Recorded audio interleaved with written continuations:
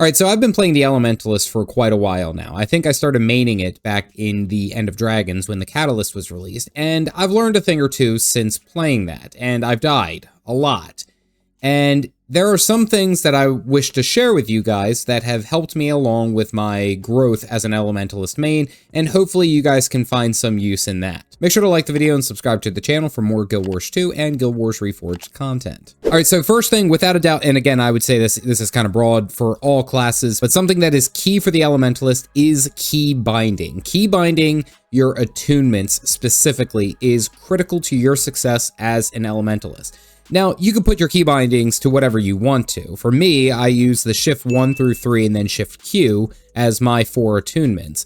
Now, the reason that this is so important is because the Elementalist has up to 20 weapon skills available at any given time. And being able to swap between those different elements quickly to suit the need of whatever the combat is critical, because if you are late or delayed, that could mean you're dead. Now, each one of the attunements, of course, does its own individual thing. So fire is damage and burning, earth is defenses and some crowd control, air is crowd control and high strike damage, and then water is healing and frost and chill and all that. Knowing which one to use and being able to access it quickly is without a doubt of paramount for your growth in the Elementalist reign. Now, you could simply put it, I have it as the shift 1 through 3 and shift Q. You could simply put it as like if you have an MMO mouse and you're pressing the side button on your MMO mouse, that would work out fine. Something that you could access quickly depending on the need in the situation that happens. So you might be taking a lot of damage and you need to go into earth to get a bit of defenses, or you might need to swap to water so that you can heal a little, because you do offer some healing in that regard.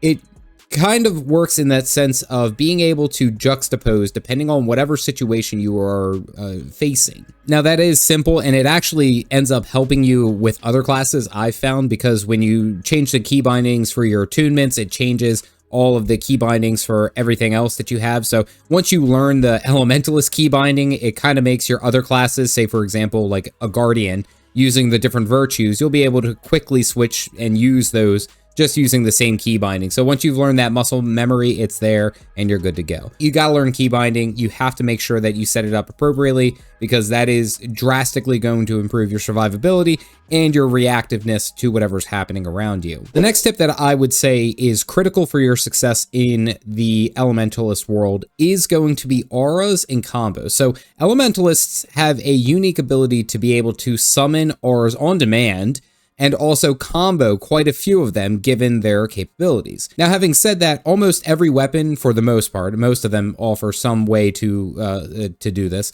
they can summon an aura, and what's critical for your note is to know what those auras do and how to use them appropriately.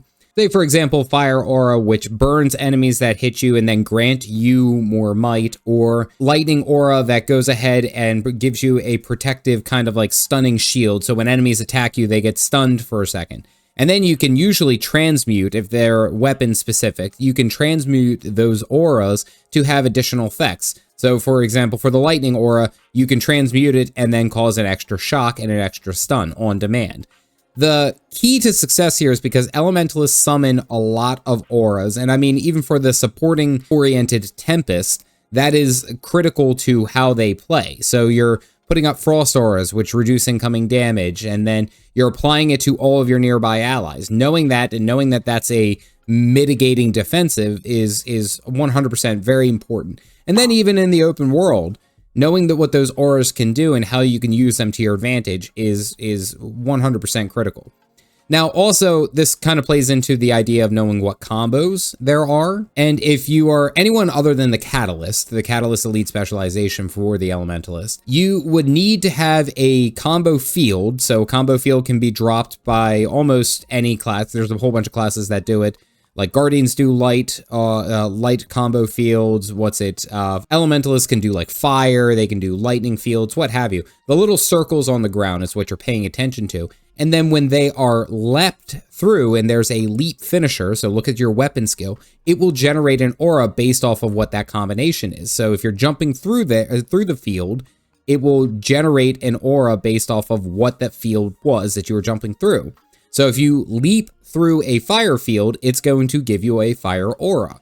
And the Elementalist is critical. You have to know combos, and it is a little bit of figuring it out as you go, but knowing what the different combos can do and what effects they have 100% will help out in your learning of the Elementalist and more honestly in depth with the game, truth be told. Now let's talk about movement and defenses. So what's important to know as the Elementalist is that you are insanely squishy. The whole downstate thing, downstate is part of the rotation, is not a lie. There is a lot that happens that can happen very quickly to the Elementalist even if you're built correctly. The Elementalist just tends to be squishy in that regard. So your important note is one, obviously understanding those R's, as I mentioned, understanding your defenses, and then also positioning and movement. Very, very similar to that if you've had experience playing the Thief. The Thief is very fragile in open world. It relies on its mobility and its dodge rolls and its shadow stepping to be able to avoid damage. The Elementalist more so relies on the protection uptime, blocks. It relies on having some of the earth elementals or just elementals in general to hold aggro, and understanding what kind of enemies you can take on and what kind of enemies are going to give you a problem. When I was learning the Elementalist, I had to have Lightning Flash, which was a short range teleport on my bars at all times. I could not have that because it not only can be used during a stun, but if you're ever put into a bad position, it's an instant repositioning and you're in a lot better situation than you were just a few seconds ago. And then also for defenses, specifically looking at the water and then the earth attunements that you would have for any weapon, they all offer something that is going to either be able to heal you a little bit, cleanse conditions, block some attacks, provide a small barrier, things like that. And being able to roll those into your rotation and knowing when you need to put those on and when you need to cleanse conditions is drastically going to improve the way that you play Elementalist. So you're not just dying to ticking damage. You know, okay, I'm taking quite a bit. I need to swap to Water Attunement, cleanse myself, and get out of there. Or I need to pop Earth Attunement, block this next attack, and then generate a barrier, or, you know, stun the enemy, or CC. Knowing how to mitigate the incoming damage is critical. Now, there are some things that make it a little bit easier, and again, I would bring up the idea of having like the Earth Elemental as the elite skill, and just letting it tank, because it can tank champion style units fairly well. It does a good job allowing you to nuke from a distance. Just know that movement and being able to get out of sticky situations is going to be critical to your success. I specifically like cantrips. Cantrips tend to be a very good skill set to have. I use like the Ether Renewal, which heals and gives me condition cleansing. It really helps out in a lot of rough situations, and it's on a fairly short cooldown. And then also using like Armor of the Earth, which is a stun break, and then it grants protection and a whole bunch of stability. Things like that. Having that on my bar instead of going full damage output is 100% something that I would recommend with all Elementalists, regardless of the level. Honestly, it just makes your game time so much easier. The last thing that I kind of want to talk about that really helped out with how I survived as the Elementalist is the build.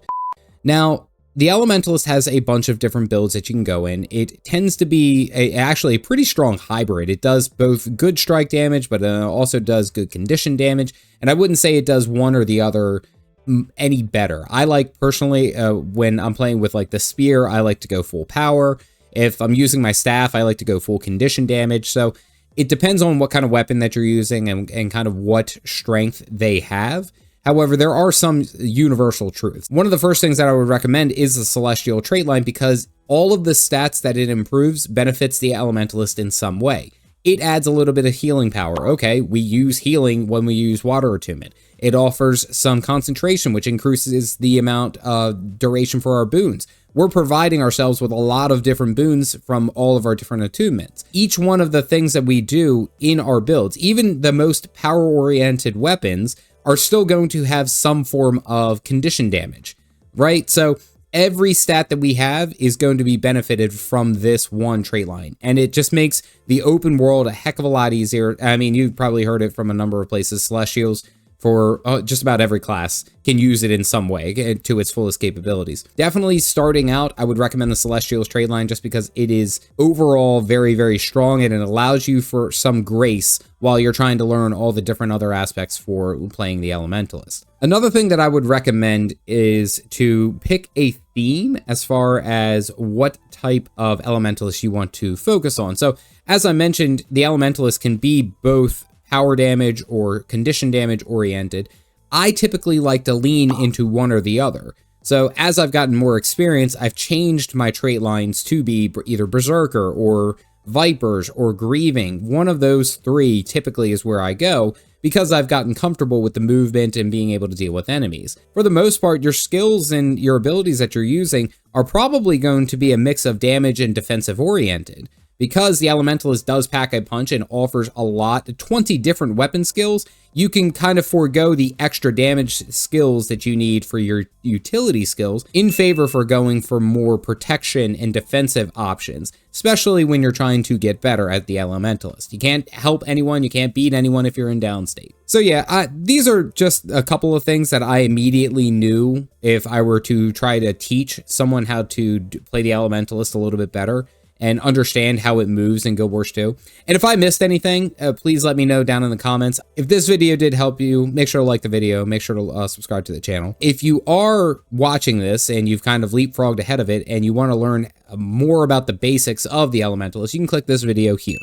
As always, stay caffeinated, folks.